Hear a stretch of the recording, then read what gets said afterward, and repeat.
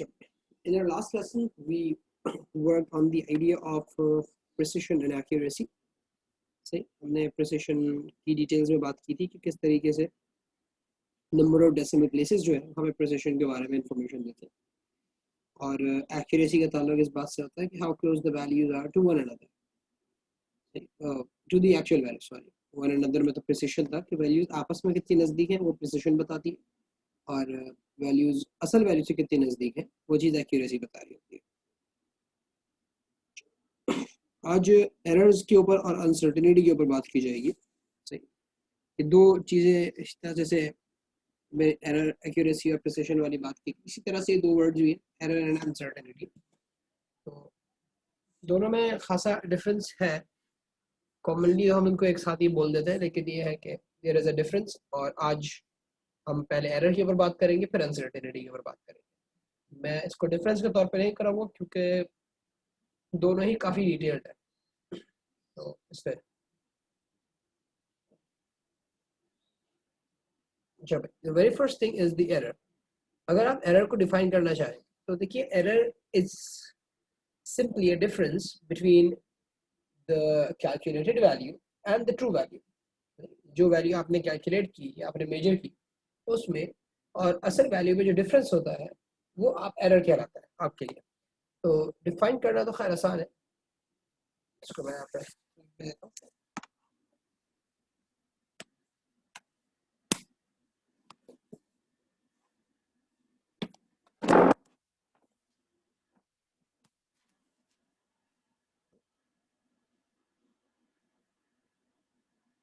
The difference between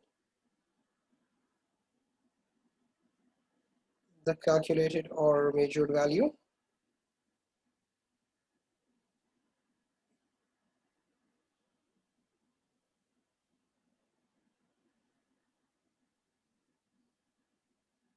and the true value। इन दो चीज़ों के दरमियान ये फर्क, अब एरर बोलते हो। कॉमन सी एग्जांपल है, जैसे मैंने ग्रेविटेशन की वैल्यू जो है वो कैलकुलेट की, मेरे पास आई है आंसर में 7.5, और जो ट्रू वैल्यू है ग्रेविटेशन की वो 9.8 है। तो अगर मुझे एरर मालूम करना है मैं दोनों का डिफरेंस ले लूँगा कि भाई ट्रू में और कैलकुलेटर में डिफरेंस कितना है। 9.8 minus 7.5, 2.3। इन सिंपल टर्म्स आपने एरर की वैल्यू मालूम कर ली, दोनों चीज़ों का डिफरेंस। अच्छा, एरर हमारे पास डिफरेंट टाइप्स के होते हैं, और मेजरली दो टाइप के एरर्स हमारे पास आते हैं। जनरली जो है हमारे पास एरर की दो टाइप्स होती हैं, एक होता है रैंडम एरर और एक होता है सिस्टमैटिक एरर। तो मैं रैंडम एरर से शुरू करता हूँ। कौन से एरर्स को रैंडम बोला जाता है और इनको रिमूव करने का क्या तरीका है, इनको पहचानने का क्या तरीका है। देखिए, random error is basically due to the fluctuations that are present in your environment. See, these are the errors which become a part of your answer whether you want it or not. ये generally आपके answer में part बन जाते हैं। आपकी values के अंदर ये error in and out exist करता ही करता है। आप इसको कम करने की कोशिश कर सकते हो, लेकिन इसको ख़त्म नहीं कर सकते कभी, क्योंकि ये जिन फैक्टर्स पे बेस कर रहा होता है वो फैक्टर्स कभी भी कंप्लीटली ख़त्म नहीं हो सकते। जैसे इन्वायरमेंटल टेम्परेचर, अगर मैं बोलूँ कि मैंने एयर कंडीशनिंग इन्वायरमेंट यूज़ किया हुआ है और मैंने 25 डिग्री सेंटीग्रेड मेंटेन करना था, तो इट्स हाईली अनलाइकली कि एग्जैक्टली 25 डिग्री सेंटीग्रेड कमरे के कोने में मेंटेन हो। ये बहुत कम चांस है, कहीं ज़्यादा हो सकता है, कहीं कम हो सकता है। एवरेज 25 आ रहा होगा, लेकिन you would find some fluctuations. इसी तरह अगर मैं स्टॉप वॉच के थ्रू टाइम नोट कर रहा हूँ, तो मैं बोलूँ कि नहीं भाई मैं परफेक्शन के साथ टाइम नोट कर रहा हूँ और मैं ज़रा सा भी देर नहीं लगा रहा स्टॉप वॉच स्टार्ट या स्टॉप करने में, तो this is actually a false statement. वैसा नहीं कह सकता। इसलिए नहीं कह सकता क्योंकि definitely when I am going to measure time using a stopwatch, मेरा ह्यूमन रिएक्शन टाइम मेरे आंसर में एरर की वजह बनेगा। No matter how much I try, I can not remove this error. हाँ, मैं इसको ख़त्म करने के लिए हो सकता है कि मैं टाइम मेजर ना करूँ, फिर मशीन यूज़ कर दूँ, वो फिर एक अलग बात है। लेकिन जब तक मैं मेजर कर रहा हूँ उस वक्त तक ये एरर इस चीज़ का पार्ट है। तो इस तरह से कुछ एरर आपके रीडिंग का पार्ट ऑन एंड ऑफ बनते हैं हमेशा, और उनको आप रैंडम एरर बोलते हैं। उसका नाम ही रैंडम इसलिए क्योंकि they just because of some random reasons present in your surrounding. You define it in a way where errors introduced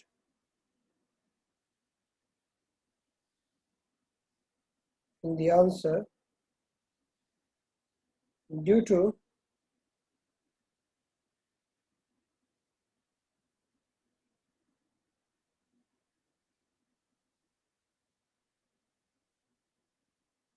changes in environmental conditions,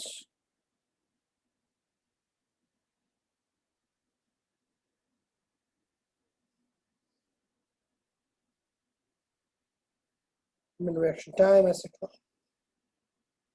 सही।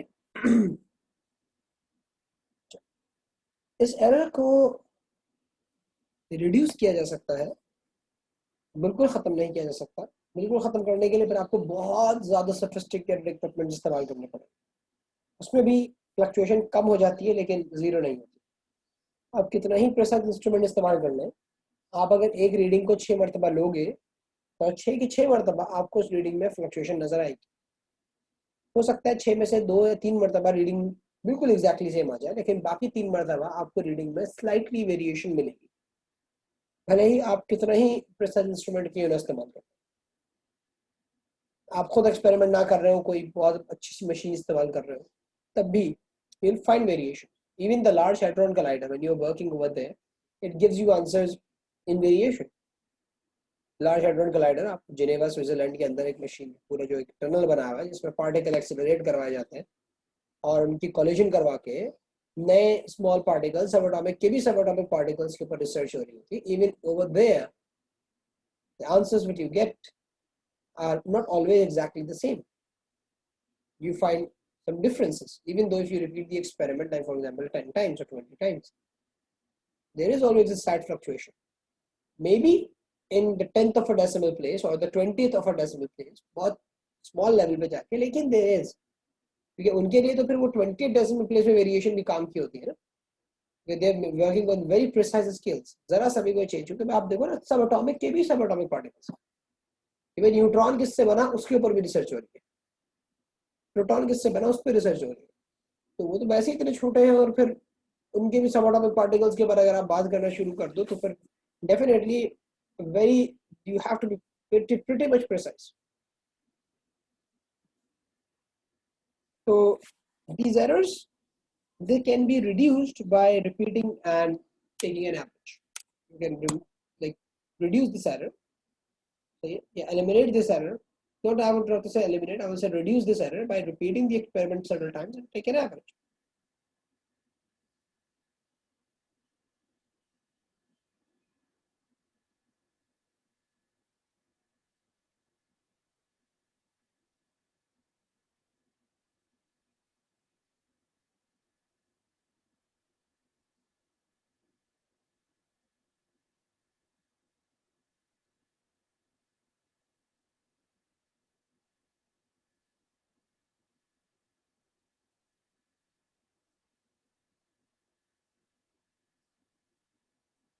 इस तरह से आप इसे रिमूव कर सकते हो या रिड्यूस कर सकते हो रैंडम एरर्स।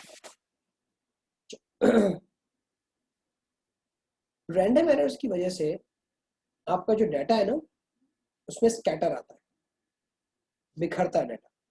मतलब मिसाल के तौर पर मैं 9.8 मुझे ग्रेविटी की वैल्यू कैलकुलेट करनी है, मैंने 10 मरतब एक्सपेरिमेंट किया, अगर मेरे आंसर में रैंडम एरर ज़्यादा होगा तो मेरी जो वैल्यूज होंगी वो 9.8 से आगे पीछे काफ़ी ज़्यादा डिविएट कर रही है। और अगर मैं कह रहा हूँ कि बहुत ज़्यादा प्रिसाइसली इंस्ट्रूमेंट्स यूज़ कर रहा हूँ, बहुत ज़्यादा प्रिसाइसली एक्सपेरिमेंट परफॉर्म कर रहा हूँ, तो रैंडम एरर कम हो जाएगा, स्कैटर रिड्यूस हो जाएगा। तो the random error basically produce a scatter in your answer।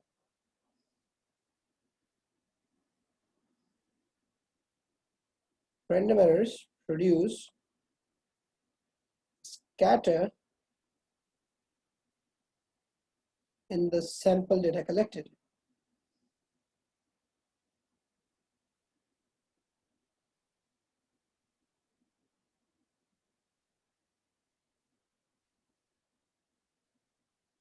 तो अगर मैं यहाँ पे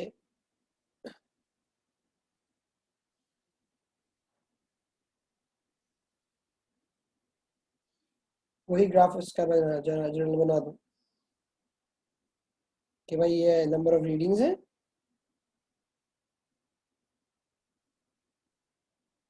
और ये क्वांटिटी है जिसको आप मेजर कर रहे हो, जैसे ग्रेविटेशनल फील्ड स्ट्रेंथ। अगर अगर यहाँ ये वैल्यू थी, this was the true value,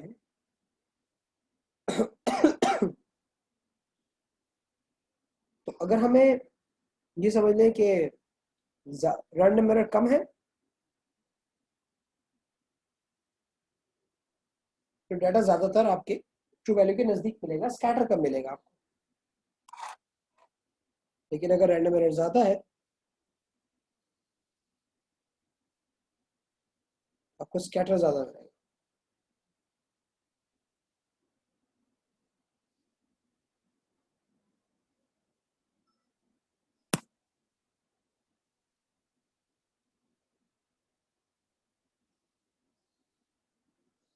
जितना डाटा स्कैटर्ड होगा उतना ज्यादा रैंडम है।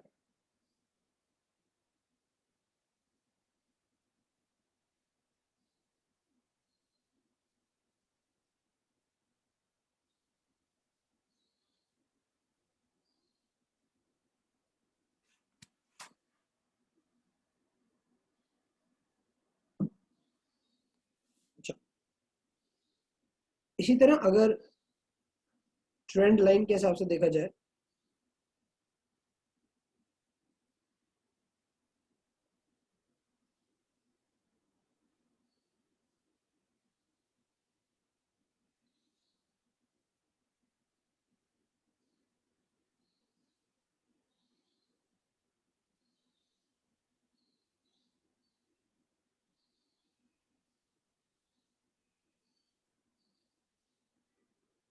ट्रेंड लाइन के हिसाब से इस तरह से, जैसे मैं एक ग्राफ प्लॉट कर रहा हूँ वाई अगेंस्ट एक्स का। सही है, मैंने डाटा कलेक्ट किया, एक्स और वाई की वैल्यूज निकाली, मैं ग्राफ प्लॉट कर रहा हूँ। सूलन तो ग्राफ मैं कहता हूँ कि भाई इसको ऐसा आना चाहिए।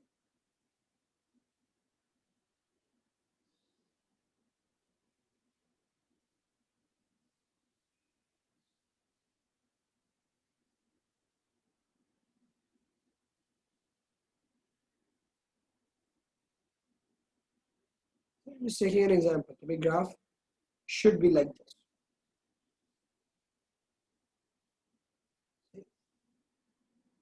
लेकिन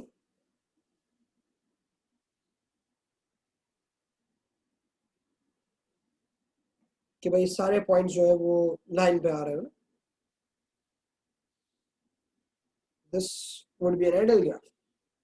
लेकिन ट्रू केस में क्या हो रहा होगा, कुछ पॉइंट्स लाइन पे होंगे, कुछ पॉइंट लाइन के ऊपर होंगे।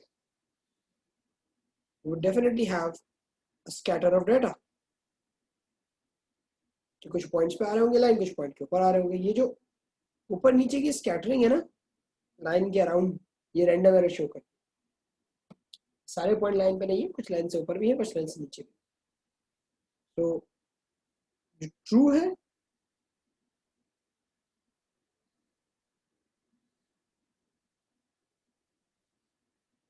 they scatter around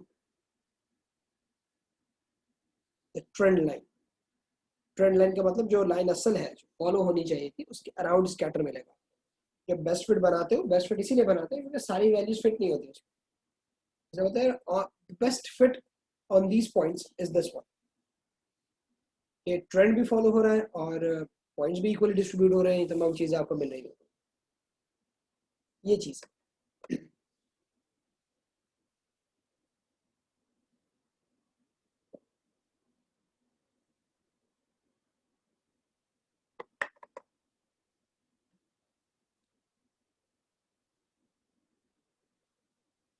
yes the two graphs are of the same data, लेकिन जो पहले जो रेड लाइन बनाई है वो आइडियल ग्राफ है। आइडियल ग्राफ मतलब जो असल में डाटा आना चाहिए था सारे, मतलब विदाउट एनी एरर, कोई एरर नहीं होता उसके अंदर, तो वो रेड वाला ग्राफ बनता है।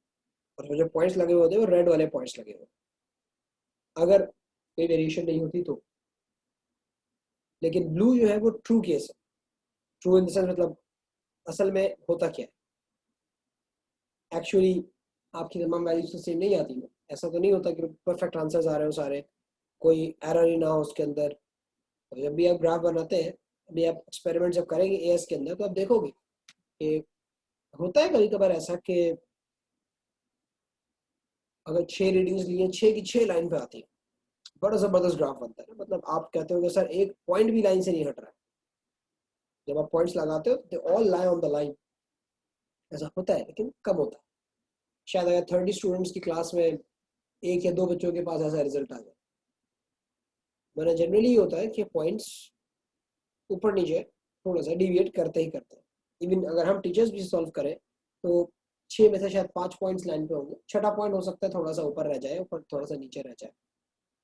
दिस हैपेंस, तो वो हमारे रैंडम एरर्स की वजह से।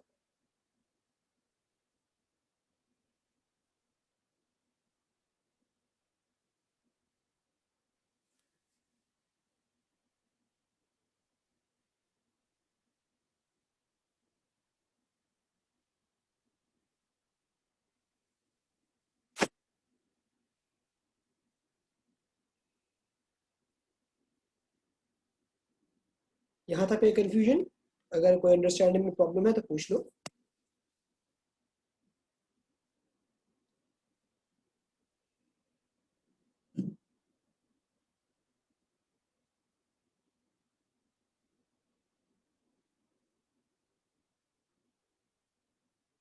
चलो ठीक है। The second type of error that we have is called a systematic error.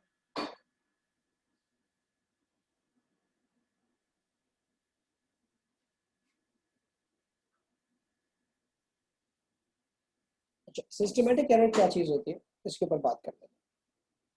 देखो, systematic error are those errors which are introduced in your answers due to the fault of your system. System में क्या क्या चीजें आ जाती हैं? System में आप खुद आते हैं, आपके इंस्ट्रूमेंट्स आते हैं, आपका मेथड आता है, आपकी इक्वेशंस आती हैं। ये तमाम चीजें एक तरह से सिस्टम का पार्ट होती है। कि भाई अगर आप मेजरमेंट करने में कोई गलती कर रहे हैं, सिस्टमेटिक एरर, बार बार वही गलती कर रहे हैं। मैं मिसाल के तौर पे एक बंदा ऑसिलेशंस काउंट कर रहा है, सही है, उसे एहसास ही नहीं हो रहा कि भाई यहाँ से यहाँ तक जब पेंडुलम जाता है तो ये एक ऑसिलेशन नहीं होती है, आधी ऑसिलेशन होती है। अब वो यही करा जा रहा है, ये एक ऑसिलेशन वापस आएगा, दो ऑसिलेशन, फिर तीन, फिर चार, अब इस तरह से काउंट कर रहा है। आंसर गलत आएगा उसका। सिस्टमेटिक एरर हो गया। स्केल यूज कर रहा है, उल्टा रख दिया स्केल। किसी चीज की हाइट मेजर करनी थी उसने मिसाल के तौर पे, सही है, उसने स्केल रखा, उसके बराबर में बजाय जीरो को नीचे रखने के उसने 100 वाला मार्क नीचे रख दिया, जीरो वाला मार्क ऊपर रख दिया। वो यहाँ से डाटा नोट कर रहा है, आंसर आ रहा है 23, तो वो लिख रहा है 23 हाइट है। होता है ऐसा, अक्सर होता है। तो ये गलत है, सिस्टमेटिक एरर है। आपको इक्वेशन दी किसी ने पेंडुलम के टाइम को निकालने के लिए, t square equals t equals 2 pi l upon under root g, ये इक्वेशन दे दी। गलत इक्वेशन है, ये फॉल्स इक्वेशन है। अब बंदा भले कितने अच्छे तरीके से एक्सपेरिमेंट परफॉर्म कर ले, लेकिन जब वो इक्वेशन के अंदर वैल्यूज रख के आंसर निकालेगा, ये determine wrong answer. It's not his fault this time, but it's the fault of the equation. तो ये है आपके सिस्टमेटिक एरर्स। इसी तरह से किसी लिक्विड को वो मेजर कर रहा है किसी ट्यूब के अंदर, सही, और नीचे से ऑब्जर्व कर रहा है, सही, पैरालैक्स एरर आ गया उसमें।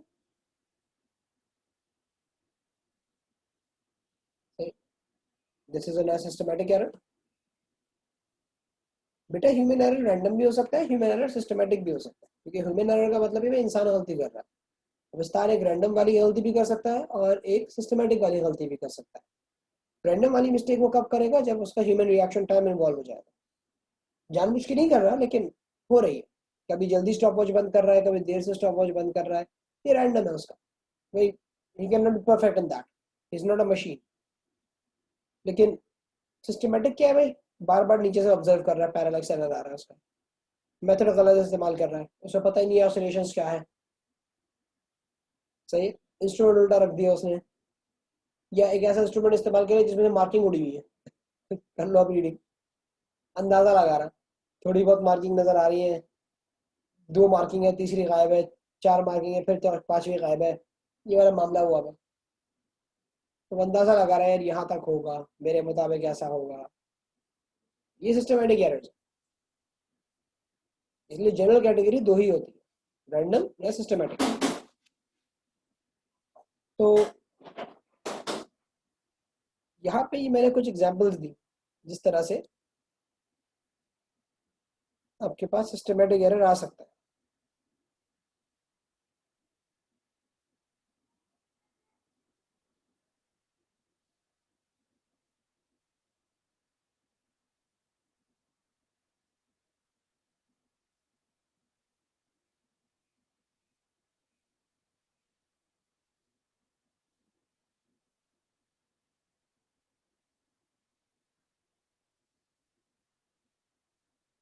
So systematic errors are basically defined as the errors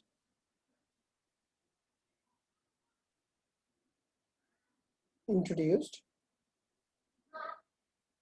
due to the faults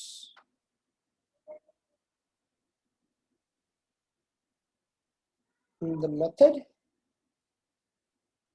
of experiment,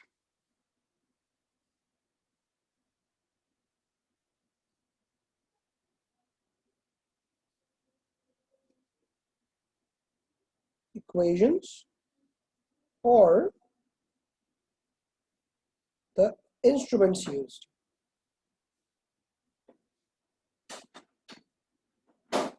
तो इन वजूहात की वजह से जो एरर आपके आंसर में आता है उसको आप सिस्टमेटिक एरर, ये सिस्टम का फॉल्ट। अब सिस्टमेटिक एरर को रिमूव करने के लिए रिपीटर एवरेज नहीं किया जा सकता। मतलब अगर आप सोचें कि भाई हम रिपीटर एवरेज करके जिंदगी अपनी आसान कर लेंगे,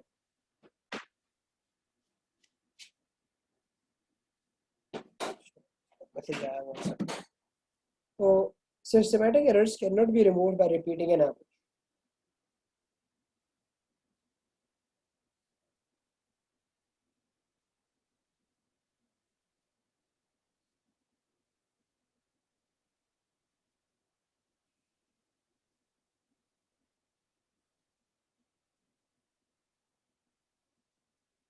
अच्छा, क्यों नहीं हो सकता भाई ये सिस्टमेटिक एरर रिमूव? भाई आप अगर 6 रीडिंग्स निकाल रहे हैं, आप 6 की 6 गलत निकाल रहे हैं, आप उसका जब एवरेज लेंगे तो वो भी गलत ही आएगी ना। तो सही कैसे हो सकती है? मतलब ये देख लो, इसकी एग्जांपल देख लो, इस पे मैंने जो डबल टिक किया, बंदा कोन की हाइट निकाल रहा है, उसने स्केल उल्टा रखा, वो बोला यार मैं 6 मरतबा निकालता हूँ, कभी करीब रख के निकाल रहा है, कभी दूर रख के निकाल रहा है, कभी पीछे रख के निकाल रहा है, कभी आगे रख के निकाल रहा है। 23, 23.1, 22.9, 23, 23.1, इस तरह 6-5 रीडिंग निकाल एवरेज लिया उसने, सर 23 आ रहा है एवरेज, बोलूंगा गलत आ रहा है भाई। 23 एवरेज कैसे आ सकता है तुम्हारा? ये चीज है ही नहीं 23 सेंटीमीटर की, ये 77 सेंटीमीटर की है। तो इन केसेस में रिपीटर एवरेज करने से कभी भी एरर रिमूव नहीं होता। इसी तरह इक्वेशन गलत इस्तेमाल की हुई है, वो बेचारे को क्या पता इक्वेशन गलत है, उसने सारा डेटा निकाला, डेसिमल के बाद 3-3 प्लेसेस तक आंसर लिख रहा है, लाके दिखा रहा है सर ये देखें आ गया, सारा आंसर आ गया, बोलूंगा गलत है। बोलेगा सर मैंने 6-6 मरतबा टाइम निकाला है, 3-3 मरतबा टाइम निकाला है, लेंथ को बार बार नोट किया है, ठीक है बेटा उसमें मसला नहीं है, लेकिन जो इक्वेशन यूज करी हुई है गलत है, आंसर कैसे ठीक आएगा? तुम 6 मरतबा रीडिंग निकाल के एवरेज ले लो उसका, हमारी 6 की 6 रीडिंग गलत थी, वैल्यू होनी चाहिए थी मिसाल के तौर पर 2.5, तुम्हारे सारे आंसर जा रहे हैं 4.3 में। 4.3, 4.2, 4.1, 4.4 इस तरह के आंसर्स हैं। अब उसका एवरेज निकालोगे तो वो भी 4 में ही आएगा ना, उसका एवरेज 2 पे थोड़ी आ सकता। तो systematic errors can never be removed from repeating an average. उनको रिमूव करने का सिर्फ एक रास्ता होता है, गलती पहचानो, find out the mistake and correct. जब तक पता नहीं चलेगी गलती क्या है उस वक्त तक सही नहीं हो सकता। इंस्ट्रूमेंट खराब है, रिप्लेस करो उसको। इक्वेशन गलत यूज की है, ढूंढो, चेक करो कि इक्वेशन तो गलत नहीं है, इक्वेशन गलत है तो हटाओ, करेक्ट वाली इक्वेशन इस्तेमाल करो। पैरालैक्स एरर आ रहा है तो अवॉइड करो, आई की पोजीशन बिल्कुल परपेंडिकुलर लेकर आओ ताकि रीडिंग्स गलत ना लो। नंबर ऑफ ऑसिलेशंस अगर नहीं पता थे कि एक ऑसिलेशन कैसे काउंट होता है तो पता करो, और उसके बाद एक ऑसिलेशन का टाइम निकालो। जब तक आप पता नहीं करोगे उस वक्त तक आप आंसर नहीं निकाल सकते इस चीज का।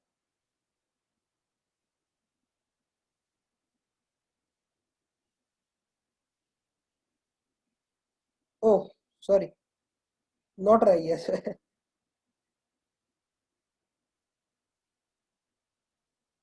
Sorry, thank you for reminding. मेरे ध्यान नहीं किया था, नॉट रही है इसमें से। तो भी systematic errors can not be removed by taking an average.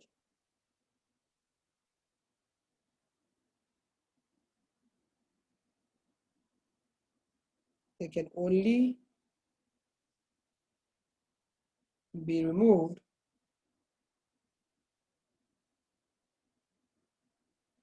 by finding out the problem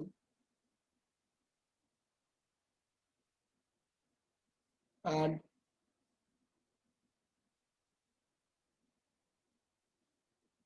correcting it। मसला ढूंढो और उसके बाद उसको करेक्ट करो। ये रास्ता है सिस्टमैटिक एरर को खत्म करने। और सिस्टमैटिक एरर की वजह से जो ग्राफ्स में फर्क पड़ता है, कैसा पड़ता है ये देखो। अगर मैं number of readings against quantity का ग्राफ बनाऊं, ये अगर मेरी ट्रू वैल्यू है, ठीक है, तो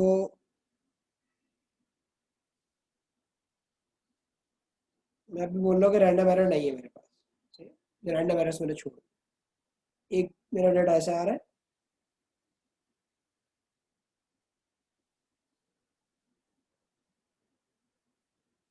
और एक ऐसा आ रहा है।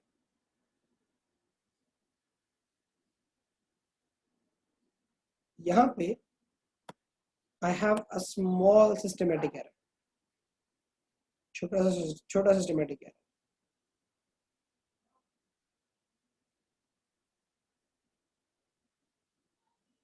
डाटा पूरा ऑफसेट हो जाता है, एक सर्टेन डिग्री से डिफरेंट हो जाता है। और इस ब्लू वाले के अंदर there is a large systematic error.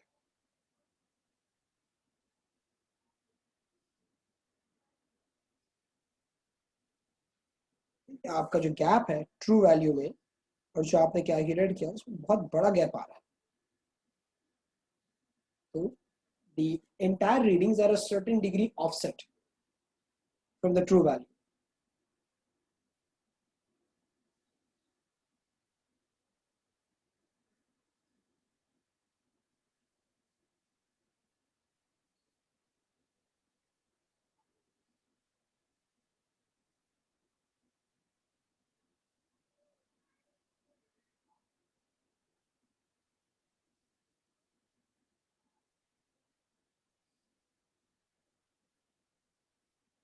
See, all the readings are a certain degree offset from the true value।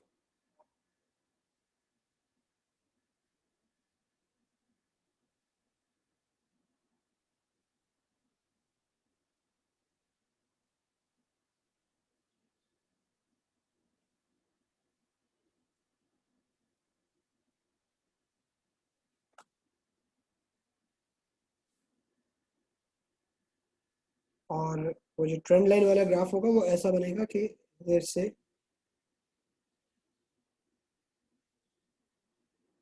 अगर ये ट्रू ग्राफ है, सही,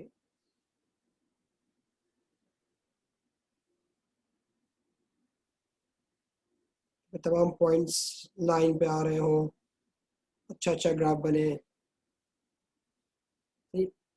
सिस्टमेटिक एरर की वजह से क्या होता है,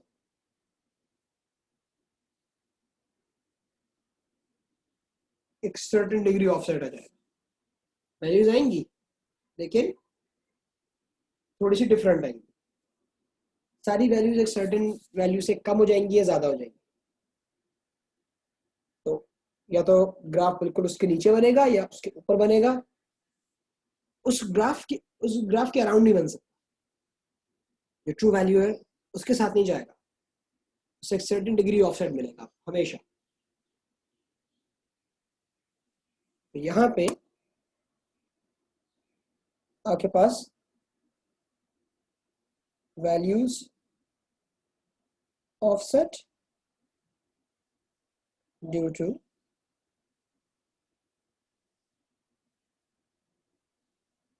सिस्टमेटिक है।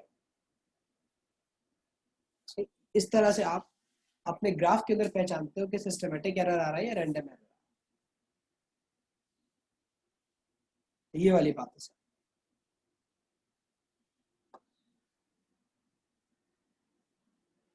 कोई मसला यहाँ तक, किसी का कोई सवाल?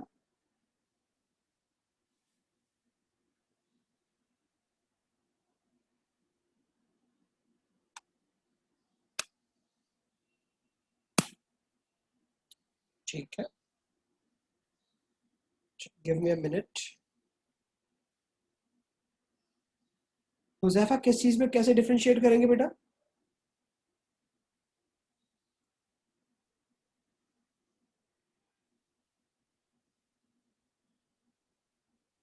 तो देखो ना, रैंडम और सिस्टमेटिक के अंदर मैंने बताया तो सही कि रैंडम एरर्स जो है वो आपकी ट्रू वैल्यू से ज्यादा भी आएंगे और कम भी आएंगे। रैंडम एरर की वजह से जो आंसर है वो ज्यादा भी होगा और कम भी होगा, लेकिन उस वैल्यू के अराउंड घूम रहा होगा। सिस्टमेटिक में या तो ज्यादा होंगी सारी वैल्यूज या कम होंगी सारी वैल्यूज। जैसे कि इस केस में था कि भाई आपने अगर two pi l upon under root g वाली इक्वेशन यूज की तो आपके सारे आंसर जो आएंगे वो एक सर्टेन वैल्यू से बड़े आएंगे। कोई भी ऐसा नहीं होगा जो ओरिजिनल टी की कैपिटल टी की वैल्यू के नजदीक पहुंचा, सारे आंसर्स बड़े होंगे। हम पहचान जाएंगे भाई ये सिस्टमेटिक एरर, कुछ गड़बड़ हुई है, सारे आंसर ज्यादा आ रहे हैं या सारे आंसर्स किसी एक चीज की वजह से कम आ रहे हैं, तो आप पहचान। ठीक है, गिव मी अ मिनट, शुरू करते हैं दोबारा।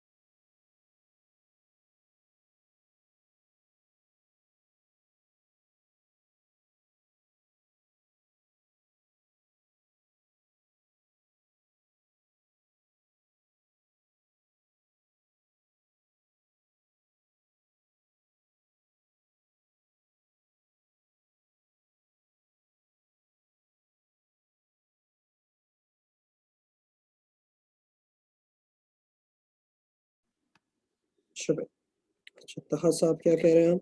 So in random error there would be a great fluctuation in values both ways. Not necessarily great, but there would be a fluctuation in both ways. जरूरी नहीं है बहुत ज़्यादा हो, there would be. And in systematic there would be a great fluctuation, but a small fluctuation in values.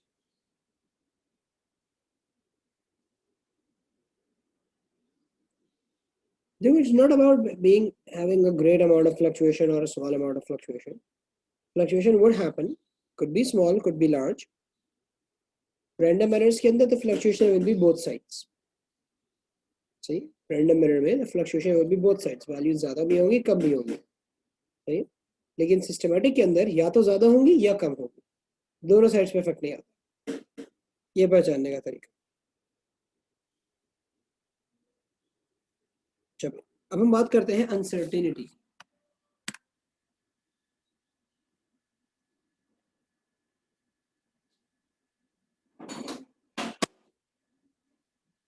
Uncertainty देखो, uncertainty का जो word है, general word uncertainty, that basically means doubt. And my point is that systematic there would be less fluctuation than random, or it could be the same. It could be the same. देखो magnitude of fluctuation matter नहीं करता, सही है. Systematic error बड़ा भी हो सकता है, सिस्टमैटिक एरर छोटा भी हो सकता है, रैंडम एरर्स भी ज्यादा भी हो सकते हैं, रैंडम एरर्स कम भी हो सकते हैं. कोई स्टूडेंट है बहुत ही केयरलेसली एक्सपेरिमेंट कर रहा है, उसके आंसर्स में रैंडम एरर्स बहुत ज्यादा आएंगे, सही. कोई अच्छे से एक्सपेरिमेंट कर रहा है, उसके आंसर में रैंडम एरर्स कम आएंगे. किसी के इंस्ट्रूमेंट के अंदर कोई खराबी है, छोटा सा सिस्टमैटिक एरर है, तो उसके आंसर में सिस्टमैटिक एरर छोटा सा आएगा. किसी का इंस्ट्रूमेंट बहुत ज्यादा खराब है, तो उसके आंसर में सिस्टमैटिक एरर बहुत ज्यादा आएगा. तो इट्स नॉट अबाउट कि भाई ज्यादा होगा या कम होगा, it's about what sort of a difference it be. अगर रैंडम एरर होगा तो आपके पास हायर वैल्यूज भी मिलेंगी, आपको लोअर वैल्यूज भी मिलेंगी. फॉर एग्जांपल अगर आंसर 5 था तो आंसर 4 में भी आ रहा होगा और आंसर 6 में भी आ रहा होगा. This is what you mean as random. वरना तो एक साइड पे अगर शिफ्ट हो जाए तो फिर रैंडम थोड़ी रहा. रैंडम का मतलब क्या होता है क्या, आगे पीछे ऊपर नीचे कहीं पे फ्लक्चुएशन मिल सकती है. सिस्टमैटिक एरर में ये होगा कि या तो सारी वैल्यूज 4 के अराउंड होंगी या सारी वैल्यूज 5 के अराउंड होंगी. कहने का मकसद ये.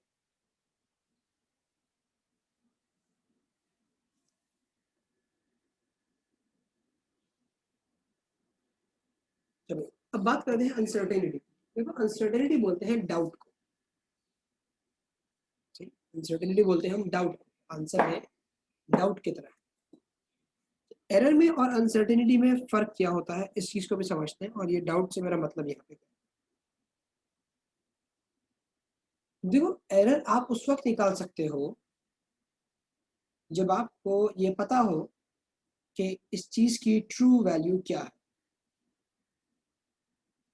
एरर आप उस वक्त निकाल सकते हो जब आपको ये पता हो इस चीज की ट्रू वैल्यू क्या है. so, मैं बोलूँ भाई मैंने ग्रेविटेशनल फील्ड स्ट्रेंथ की वैल्यू कैलकुलेट की 7.8, बताइए इसमें एरर है या नहीं. आप बोलेंगे यस सर एरर है. कैसे, आपको कैसे पता चला भाई इसमें एरर है. क्या बोलेंगे सर देखें एक्चुअल वैल्यू 9.8 है, ठीक है, कैलकुलेट की 7.8, एरर हुआ ना, 2 का एरर है आपके पास. तो आपको ट्रू वैल्यू पता थी इसलिए आप एरर बता सकते. अनसर्टेनिटी उस वक्त निकाली जाती है जब आपको ट्रू वैल्यू पता नहीं हो, आप अपने आंसर का डाउट बताते.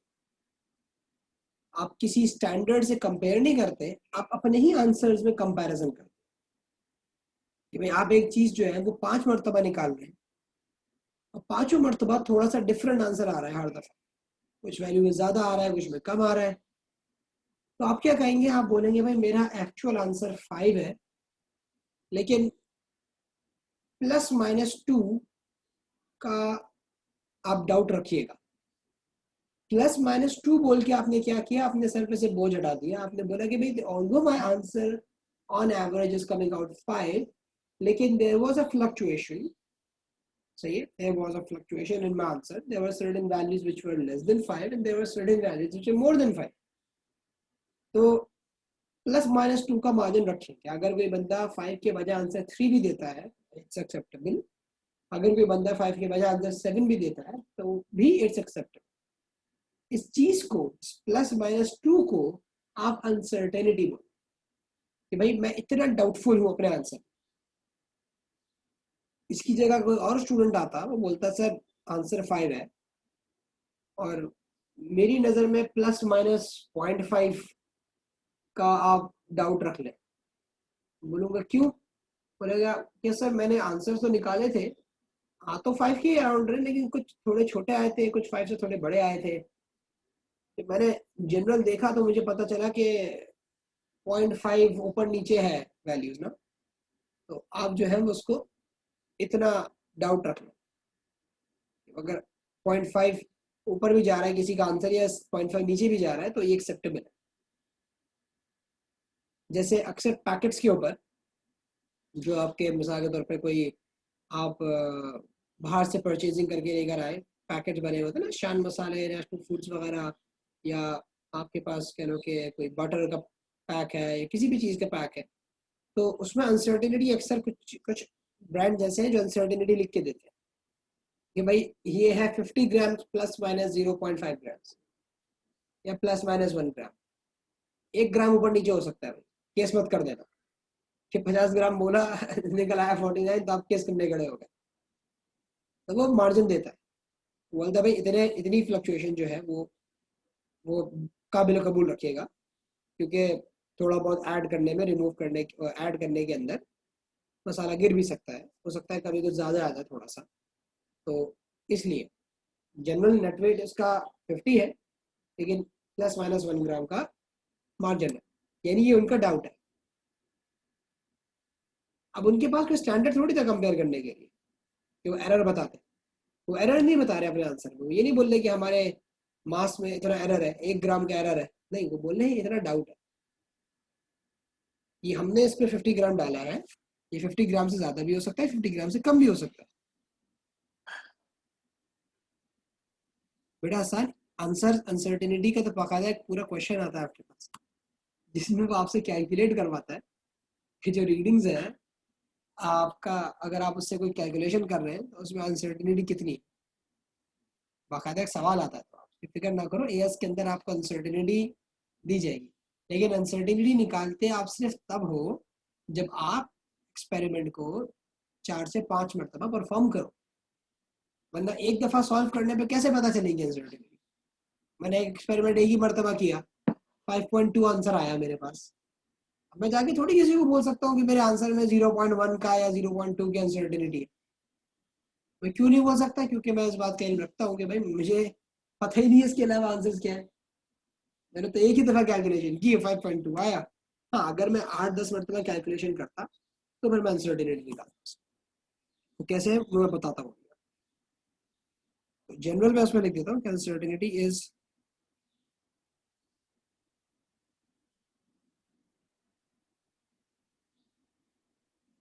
The doubt present in your answer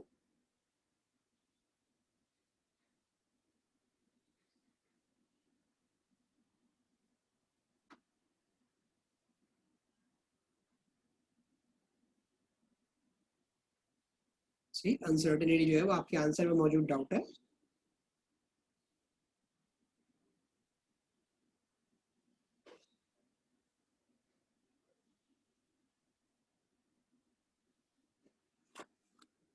क्या हो गया इसको?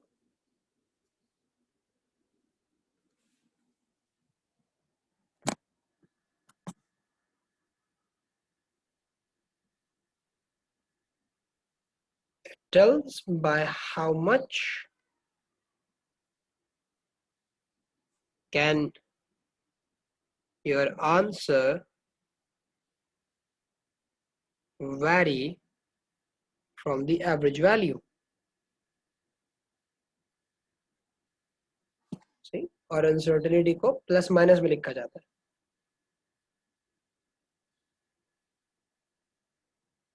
It is written as +-x। Example 4.2 +-0.1। इसका मतलब यह है कि 4.2 इज योर एवरेज वैल्यू जो आप कोट कर रहे हैं कि भाई ये आंसर होगा, लेकिन 4.1 से लेके 4.3 तक ये एक्सेप्टेबल डोमेन है, ये भी एक्सेप्टेबल है, ये भी एक्सेप्टेबल है, डोमेन हाईलाइट हो गई। यहाँ से लेके यहाँ तक आप वर्किंग कर सकते हैं।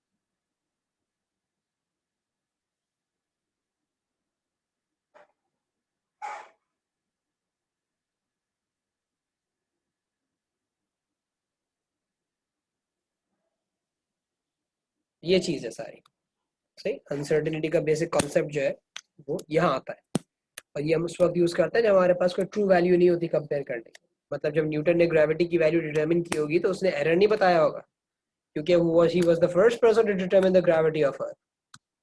What he would have quoted, he would have quoted the uncertainty in that. तो बोला कि I have performed the experiment like hundreds of times and all values have an average of 9.8, but due to the fluctuations I'm giving you a doubt of like 0.2. 9.8 में से 0.2 ऊपर नीचे कर लेना, 9.6 भी चलेगा, 10.0 भी चलेगा। अर्थ की ग्रेविटी इतनी है, एवरेज में बोल रहा हूँ आपको 9.8 है। ये जो है बेसिक डोमेन है। इसकी आगे की एक्सप्लेनेशन जो है मैं इंशाल्लाह कल की क्लास में करवाऊंगा। अभी मैं उस एक्सप्लेनेशन को नहीं छेड़ा क्योंकि फिर वो बहुत लंबी चली जाती है। उसके कुछ रूल्स वगैरह भी हैं, वो भी इंशाल्लाह हम कोशिश करेंगे कल डिस्कस कर लें इसके। लेट्स सी कितना हो पाता है कल। ठीक है भाई।